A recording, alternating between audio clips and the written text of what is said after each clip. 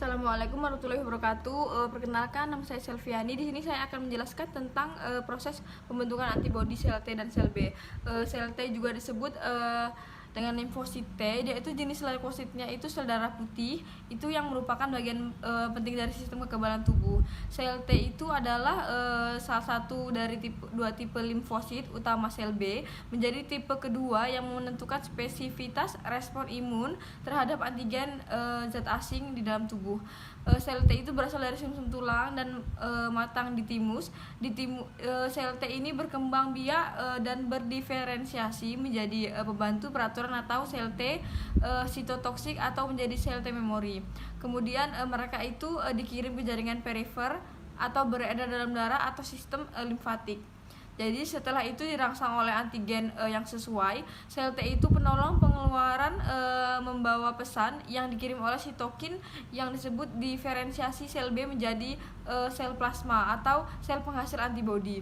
Sel T itu regulator bertindak untuk mengontrol reaksi imun, dan sel T sitotoksik itu yang diaktifkan oleh berbagai sitokin mengikat dan membunuh sel yang terinfeksi dan sel kanker. Kemudian karena tubuh mengandung jutaan sel T dan sel B, banyak diantaranya membawa reseptor unik. Tubuh dapat merespon hampir semua antigen. Sel B adalah limfosit yang memperagakan peran penting pada respon imun humoral yang berbalik pada imunitas seluler yang diperintah oleh sel T. Fungsi utama sel B adalah untuk membuat antibodi melawan antigen.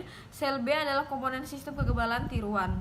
Kemudian ada pencerap antigen pada sel B, yaitu biasanya disebut pencerap sel, merupakan imunoglobin. Pada saat sel B itu teraktivasi oleh antigen, sel B terdiferensiasi menjadi sel plasma yang menghasilkan molekul antibodi dari antigen yang terikat pada pencerapannya. Antibodi yang diproduksi berupa imunoglobin terdapat beberapa macam imunoglobin berdasarkan strukturnya, ada monomer, dimer, dan pentamer. Untuk lebih jelas coba perhatikan gambar ini. Jadi itu adalah macam-macam struktur imunoglobin. Yang pertama ada monomer, itu yang pertama contohnya itu ada IgD, IgE, dan IgG. Kemudian ada dimer, contohnya itu ada IgA, dan pentamer itu contohnya ada IgM. Bisa dibaca dan dilihat gambarnya. Itu adalah macam-macam dari struktur imunoglobin. Kemudian sel B itu terbagi menjadi dua jenis. Kemudian yang pertama itu sel B1 atau sel B CD5, merupakan sel B yang ditemukan pada ruang peritoneal dan pleural dan mempunyai kemampuan untuk berkembang biak. Kemudian sel B2 atau sel B konvensional merupakan sel B hasil sintetis sumsum tulang yang memenuhi plasma darah dan jaringan sistem limfatik dan tidak mempunyai kemampuan untuk berkembang biak. Kemudian ada antigen dan antibodi. Yang pertama itu ada antigen adalah zat yang merangsang respon imunitas, terutama dalam menghasilkan antibodi. Permukaan bakteri dan virus mengandung banyak protein dan polisakarida yang bersifat membangkitkan respon imunitas, menginduksi pembentukan antibodi yang disebut epitop. Kemudian ada yang kedua, antibodi merupakan protein plasma yang dihasilkan oleh sel B. Sel B itu dia perkembangannya dari limfosit yang berdiferensiasi menjadi sel plasma. Sel plasma itu yang memproduksi antibodi. Namun lain dari antibodi lain adalah imunoglobin. Setelah antibodi berhasil mengalahkan antigen, antibodi akan memperbanyak diri.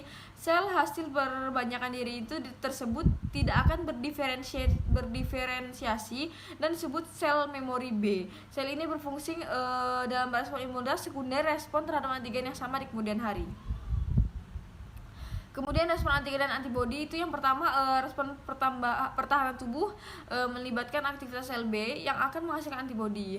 Jadi antigennya itu yang akan masuk itu diikat oleh antibodi di bagian epitop. Kemudian epitop itu menentukan kecocokan antara antibodi dan antigen. Kemudian pada pemaparan antigen yang masuk ke dalam tubuh itu pertama kali akan direspon oleh sel makrofag yang berfungsi itu sebagai sel penyaji antigen.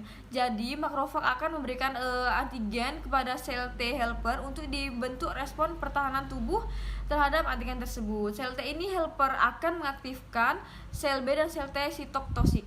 Kemudian yang kedua itu pusat aktivasi tersebut memiliki respon yang berbeda terhadap antigen tadi. Kemudian sel B sebagai kekebalan humoral akan menghasilkan antibodi dalam plasma darah dan limfa. Sel T sitotoksik akan melawan antigen secara intraseluler, yaitu akan melisiskan sel-sel yang sudah terinfeksi antigen. Kemudian pengaktifan sel B itu selnya itu tersebut itu memperbanyak diri dengan tujuan sebagai sel yang akan digunakan sebagai sel memori itu ya, atau respon imunitas secara sekunder. Kemudian sebagian lain akan menyerang antigen, sehingga ada pemaparan antigen yang sama pada waktu yang akan datang akan langsung direspon oleh sel B itu memori dan langsung memproduksi antibodi untuk melawan antigen tersebut. Terima kasih.